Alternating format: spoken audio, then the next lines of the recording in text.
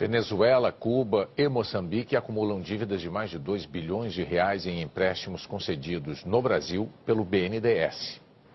O dinheiro foi liberado pelo BNDES para financiar obras de infraestrutura na Venezuela, Cuba e Moçambique. Os contratos, estimados hoje em quase 14 bilhões de reais, foram assinados durante os governos dos ex-presidentes Lula e Dilma Rousseff.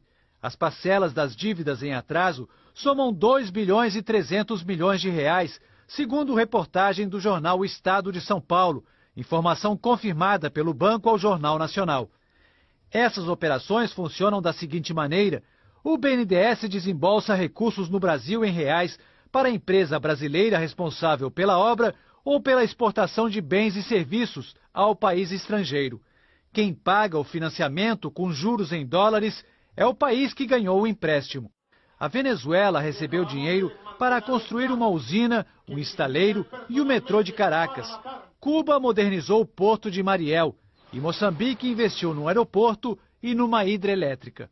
As obras nesses países foram realizadas pelas construtoras Odebrecht e Andrade Gutierrez, que confessaram participar de esquemas de corrupção no Brasil na Operação Lava Jato.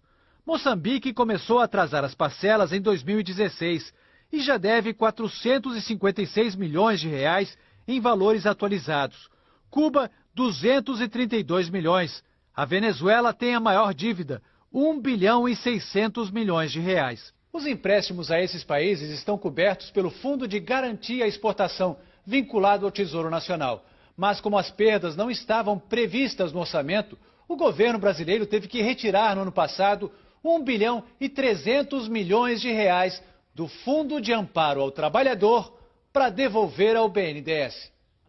Este especialista afirma que as operações eram consideradas de risco elevado. É o resultado de você ter emprestado com uma motivação principalmente política para países que tinham risco de crédito muito alto. Nós, contribuintes, fomos lá e botamos esse dinheiro de volta, com os impostos que a gente paga para o governo federal.